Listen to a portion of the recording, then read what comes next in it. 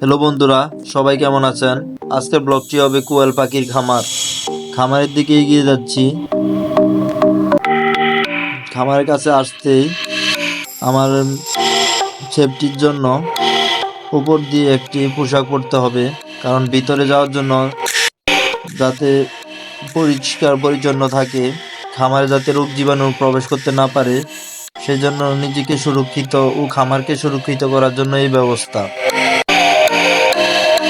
এবং খামারের দরজা খুললে দেখতে পাচ্ছেন খামারের ভিতরে অসংখ্য কোয়েল পাখি ছটফট করতেছে। অনেকগুলো কোয়েল পাখি আছে এখানে প্রায় 102টা কোয়েল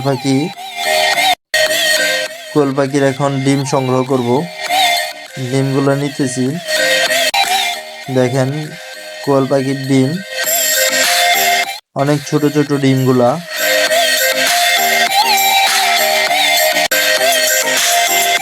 পাখিগুলো ছটফট করতেছে। ডিমগুলা নিতে যাচ্ছি। এই দেখেন ডিমগুলা কেমন। ডিমগুলা ছোট হলেও দেখতে খুব সুন্দর।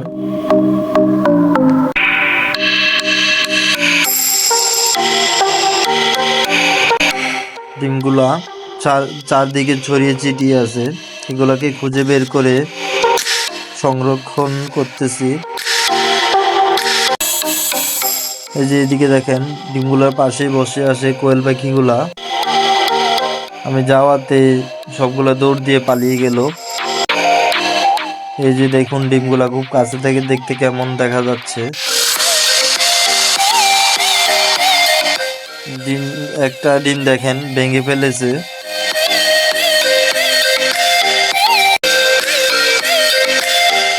এই দেখেন ডিম সংগ্রহ করা শেষ। হাতে নিয়ে এখন বের হব। দেখতে পাচ্ছেন ডিমগুলা 40টার মতো ডিম পাওয়া গেছে। এখন কোয়েল পাখির খাবার পাত্র ও পানির পাত্রগুলো নিয়ে বের হচ্ছি, কারণ এগুলাতে পানি পরিবর্তন করে পানি দিতে হবে আর খাবারগুলো দিতে হবে। পানির পাত্র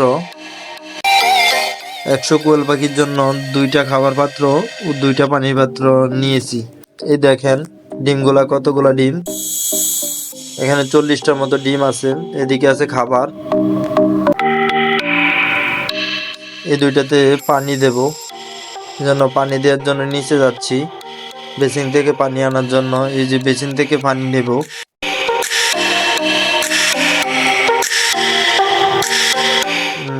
বেসিন থেকে পানি নিতেছি। পানি নেওয়া শেষ। কারণ পানিগুলোকে নিয়ে উপরে যাচ্ছি। এখন খাবার দিতে হবে।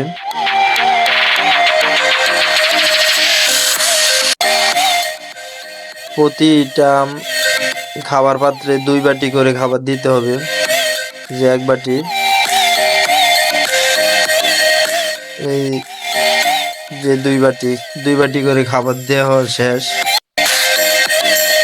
খাবারের পাত্রগুলো নিয়ে এখন জায়গা মতো দিয়ে দেওয়া হচ্ছে। 2টা খাবার পাত্র, 2টা পানির পাত্র এখানে রাখা হয়েছে। আমি আবার খাবার পাত্রগুলা ও পানির পাত্রগুলো 2টা ইটের উপরে রাখার কারণ হচ্ছে যাতে কোয়েল পাখিগুলাকে ময়লা না করতে পারে। এ দেখেন খাবার দেওয়া শেষ। এগুলা খুব লাফালাফি করছে। ধন্যবাদ সবাইকে ভিডিওটি শেষ পর্যন্ত দেখার জন্য। ফলো করে পাশে থাকবেন।